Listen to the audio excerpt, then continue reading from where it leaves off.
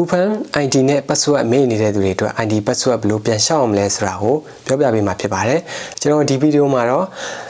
ID ပြန်ရှာတာရော password ပြန်ရှာတာရောနှစ်မျိုးလုံးကိုပြောပြပေးမှာဖြစ်တဲ့အတွက် ID password နှစ်ခုလုံးမေ့နေတဲ့သူတွေအတွက်အဆင်ပြေလိမ့်မယ်လို့ယုံကြည်ပါတယ်။တော့အရင်ဆုံး ID ရှာမယ်ပေါ့နော် ID ရှာမယ်ဆိုတော့အဲ ID ချဂိတ်တွေကိုဝင်လိုက်ပါပြီးရင်အောက်နားလေးမှာထုံးရှင်းစာဘုံနင်းအင်ဂျင်ဆိုတာရှိပါတယ်အဲ့ဒီကိုဝင်လိုက်ပါဝင်လိုက်ပြီဆိုရင်ကိုက SKD လား KT လား LGU ပလက်လားဒါရွေးပေးရမှာပေါ့နော်အပေါ်ကဒါရိုးရိုးကတ်ဆိုရင်အပေါ်သုံးခုတည်းတစ်ခုကိုရွေးပေးပေါ့နော်ဒါ line ကတ်ဆိုရင်တော့အောက်ကရွေးပေးရမှာပေါ့နော်အတူဖုံးကနေရွေးပေးရမှာဖြစ်ပါတယ်အဲ့ဒါရွေးပြီးသွားပြီဆိုရင်ကျတို့မုန်းဂျာနဲ့မုန်းဂျာကိုရွေးမယ်ပေါ့နော်မုန်းဂျာရွေးပြီးတော့အမှန်ချစ်ပြီးတော့မှ down ကိုနှိပ်လိုက်ပါမယ်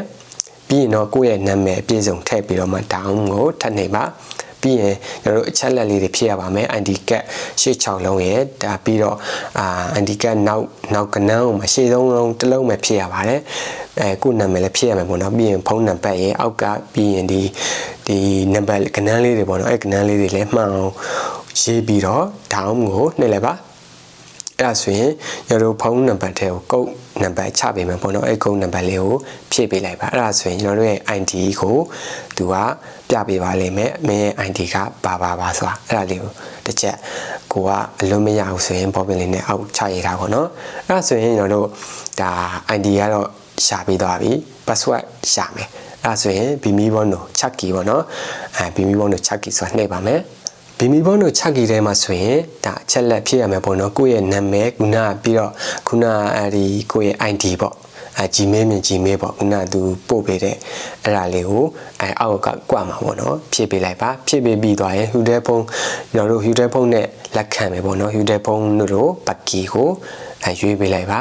ရွေးပြီးသွားပြီဆိုရင်သူကကုတ်နံပါတ်၄လုံးချပေးပါလိမ့်မယ်အဲကုတ်နံပါတ်လေးဟာအပေါ်ဆုံးအကွက်မှာထည့်ရမှာပေါ့နော်ပြီးရင်တော့အောက်ကနှစ်ကွက်ထဲမှာဆိုရင်ကျွန်တော်တို့ရဲ့ဒါ password ကမေ့တာဖြစ်တဲ့အတွက်ဒါအသစ်ပြန်လုပ်ပေးရမှာဖြစ်ပါတယ်အဲ့ဒီနှစ်ကွက်လုံးမှာဥပမာ password ကကျွန်တော်ဥပမာပြထားတယ်ပေါ့နော် Incheon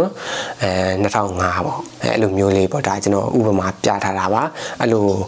ပုံစံလေးဒါဖြစ်ပင်ရပါပြီဒါအပေါ်အောက်နှစ်ကွက်လုံးမှာအဲ့ဒီကနန်းကိုပဲထည့်ပြရမှာဖြစ်ပါတယ်အဲ့ဒါဆိုရင်ပြီးရင်တော့working ကိုနှိပ်လိုက်ပေါ့နော်အဲ့ဒါဆိုရင်တော့ဒါဘီမီဘောနိုပြောင်းလောက်တာပြီးသွားပြီပေါ့နော်အဲ့ဒါဆိုရင်ကျွန်တော်တို့ခုနကဒီ ID လည်းရှောက်ပြီးသွားပြီဒါအခု password လည်းကိုလောက်ပြီးသွားပြီအဲ့ဒါဆိုရင်ကျွန်တော်တို့ခုဖန်းထဲကို login ဝင်လို့ရပြီအဲ့ဒါဆိုရင်ကျွန်တော်တို့ main စာမျက်နှာကိုသွားမယ်သွားပြီးတော့မှကျွန်တော်တို့ login